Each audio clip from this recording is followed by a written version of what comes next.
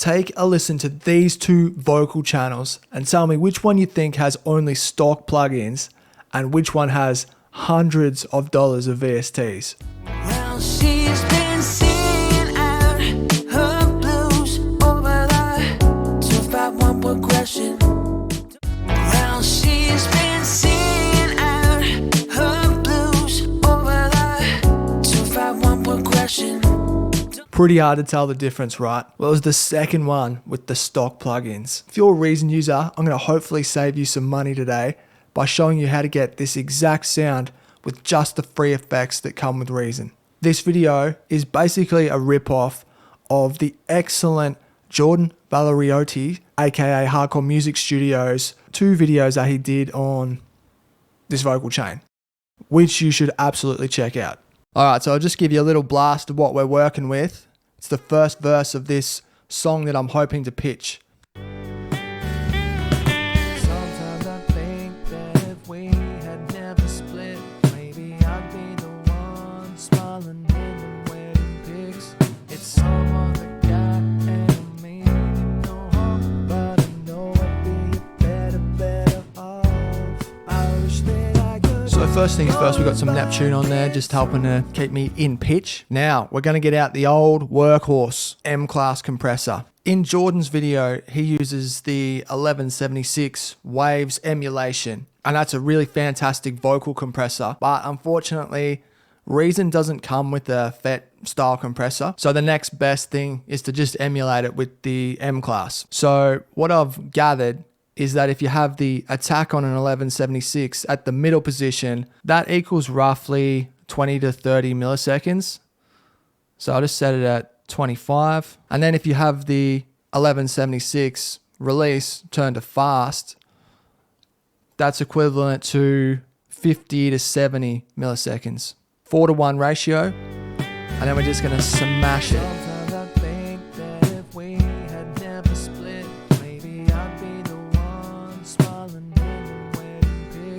It's some other guy and I mean him no harm, but I know I'd be better off. Sounded good. Alright, this is where us Reason users have an advantage. Where Jordan would now insert the Waves channel strip, we have that built in.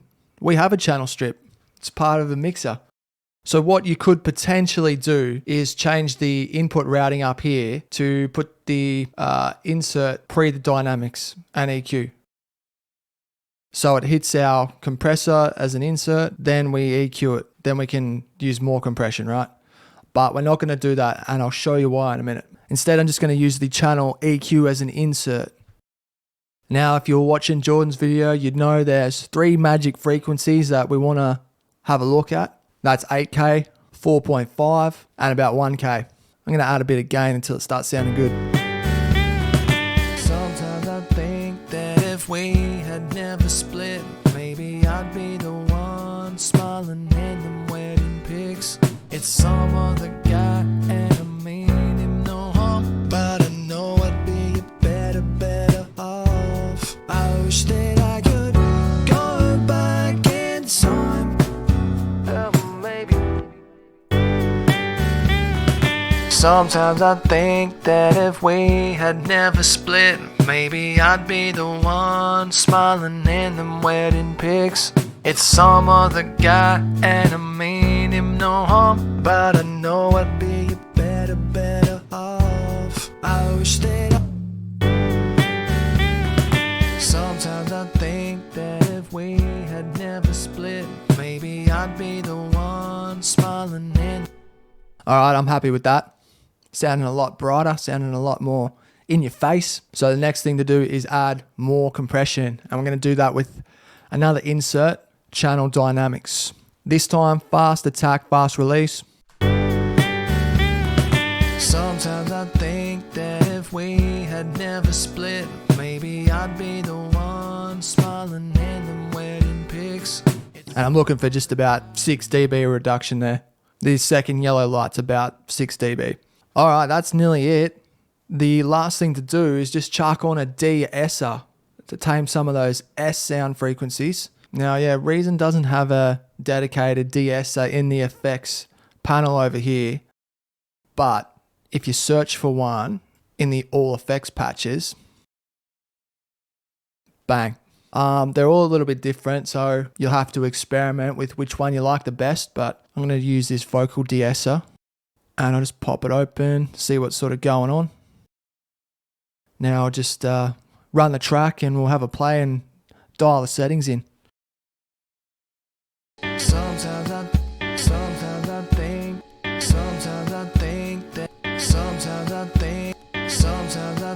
Sometimes I think that if we had never split, maybe I'd be the one smiling in them wedding pics.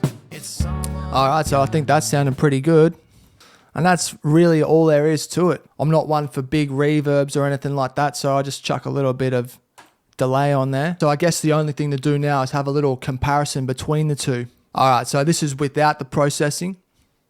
Sometimes I think that if we had never split, maybe I'd be the one smiling in them way. And this is with.